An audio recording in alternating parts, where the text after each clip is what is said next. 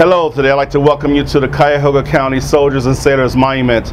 Inside the monument is an honor to the men of those that served in the Civil War, just from Cuyahoga County.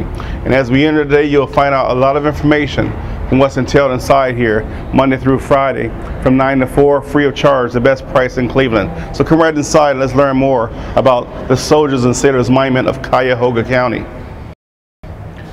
As you enter the monument, you'll notice there's names on the walls. And along the walls, we have over 9,000 names of the men that served in the Civil War just from this county. Out of these 9,000 names, we have found that there are over 1,000 of these individuals that was mortally wounded, died, or killed during the war. We are eventually going to have those names for viewing in the monument to show honor to those men who died during the war. As you enter the monument, above the door that you entered, you'll find there's a bust. And the man's name is Levi Schofield. Levi Schofield is the architect and sculptor who designed everything that you'll see on the whole quadrant. Mr. Levi Schofield also was a captain in the 103rd Regiment of Company E. We'll talk more about him as we continue our discussion for the monument. But the monument also is the first Civil War monument we know of that depicts women. The first relief as you enter, the ladies are entitled the Sanitary Commission. These ladies were like the first nurses or your first Red Cross.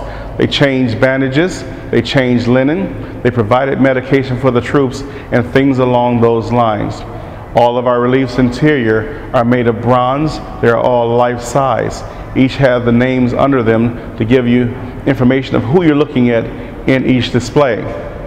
As we come along the monument also, we'll find there are various artifacts to be found. Artifacts from the Civil War in which we're able to share with you just as well. Again, with the reliefs in here, the first relief that you'll see is entitled The Beginning of the War. In the center of this relief, the three men are your governors that served for the state of Ohio during the Civil War.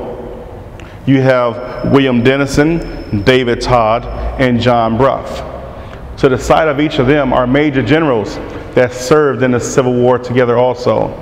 Now together these men put together the marching orders for the men as they prepared to go to war.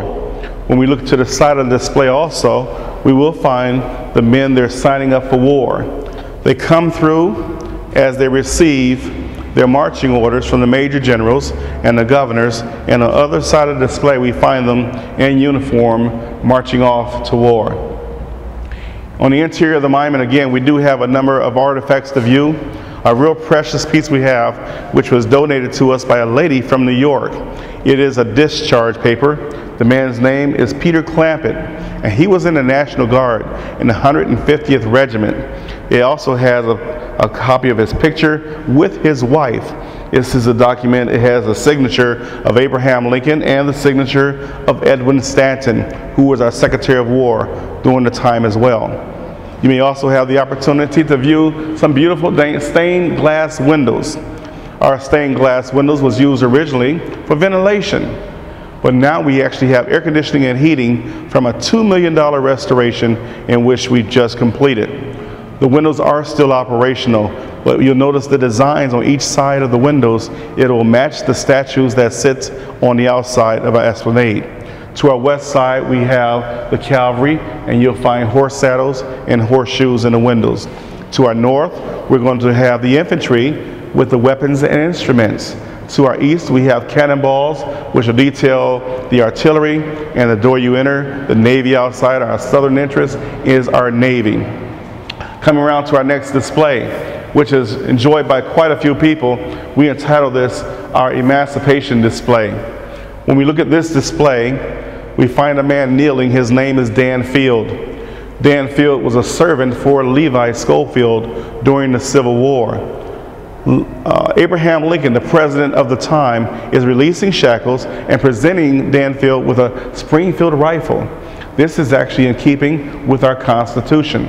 Our Second Amendment of our Constitution, it states man has the right to bear arms.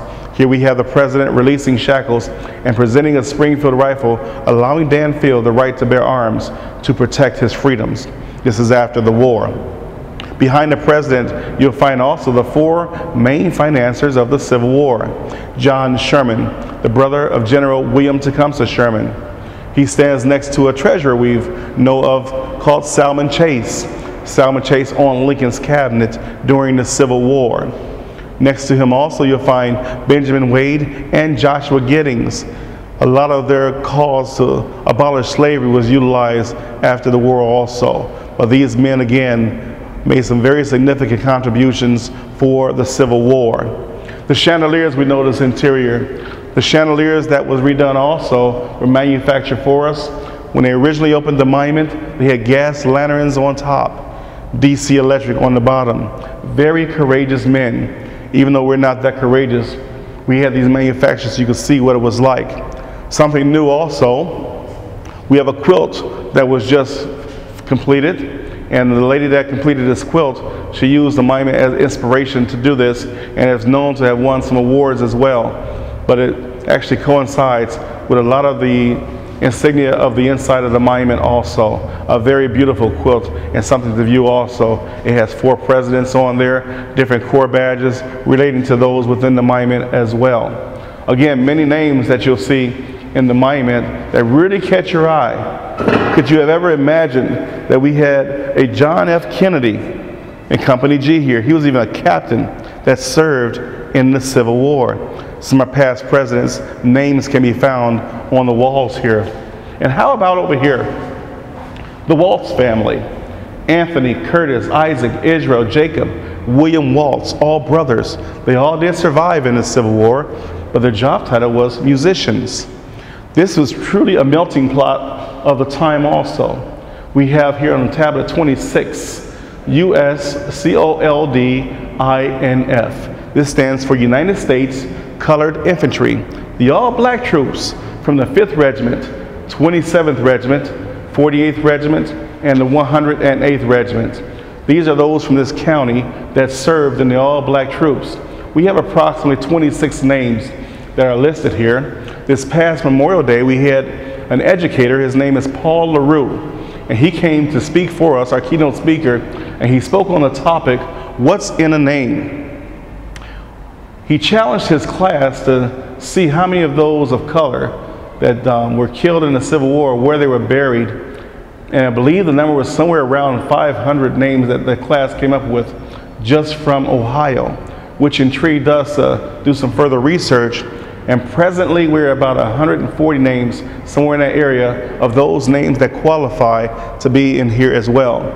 Since then we have made some suggestions to add those names in here, and we intend to add them inside the monument just as well for additions on the walls of those of color that served in the Civil War.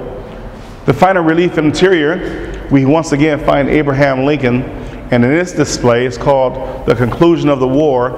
All the men that surround him, they met with him at a place called City Point. This is located in Virginia.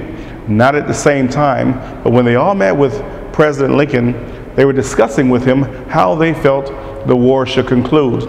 Again, we have some very familiar faces and names here, but we also feel this is the only place you're going to find a statue form of Abraham Lincoln, and right behind him on this display is his son, Robert Todd Lincoln. He has just a mustache. Robert Todd was a military aide during the end of the war. He served with Ulysses Grant, who's on this display as well, towards the end of the war. You have General William Tecumseh Sherman. You have George Custer, one of the youngest brevet generals during the Civil War. Philip Sheridan, quite a few familiar names here. But for trivia, you may realize also, Abe Lincoln is still considered our tallest president to date. His height was 6'3" and 3/4, and that was without his top hat. What a size for him as well. But he is known to be one of the very best presidents, and known by many people also of the time. Again, the monument is open from 9 to 4, Monday through Saturday. It's free of charge, the best price in Cleveland. So you can come through and view it anytime you desire. We do have a website, soldiersandsailors.com. The directions of how to get here, our phone number is located on there as well.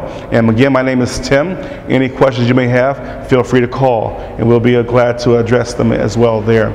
We thank you for visiting our monument today, and look forward to seeing you in the very near future. Thank you.